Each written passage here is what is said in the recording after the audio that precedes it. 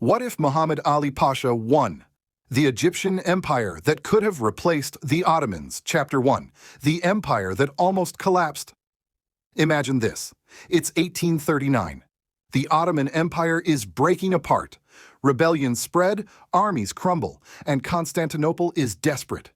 Meanwhile, in Egypt, a single man rises far above the chaos. Muhammad Ali Pasha, the most ambitious governor the empire ever had.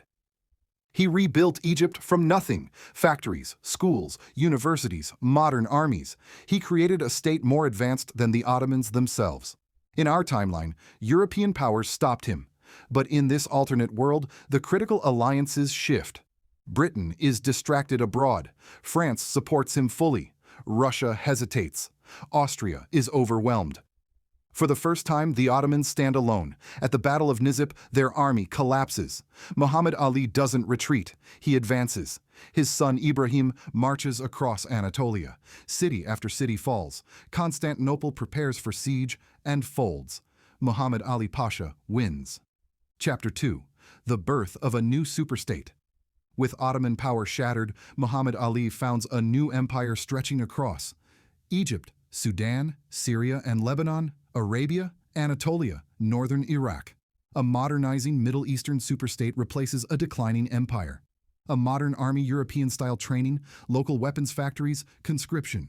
Egypt builds the first modern Arab army in centuries. Industrialization, textile mills, shipyards, artillery factories, and steamship fleets appear from Cairo to Istanbul.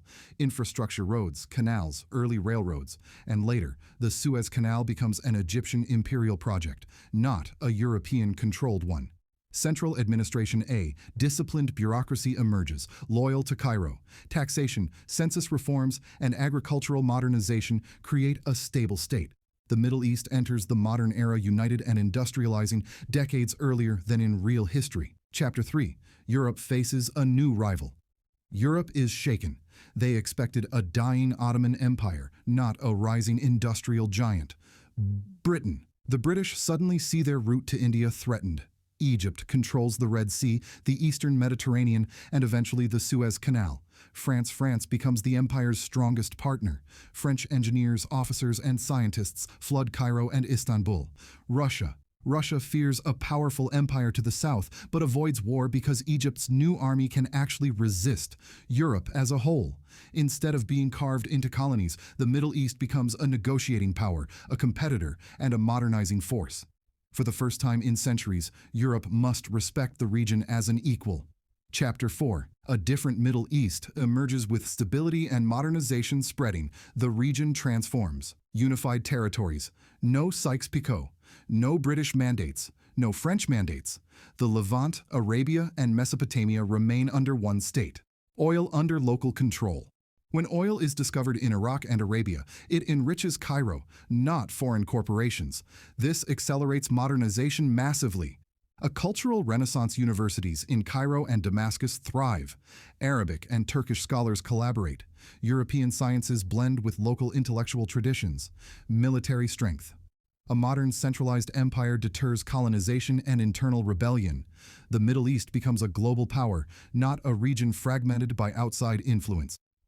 Chapter 5. A new global order. By the early 20th century, the Egyptian Empire stands among the world's major powers.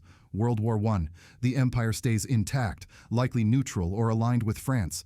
No collapse, no partition. World War II. An industrial, oil-rich Egypt shapes the war in the Mediterranean.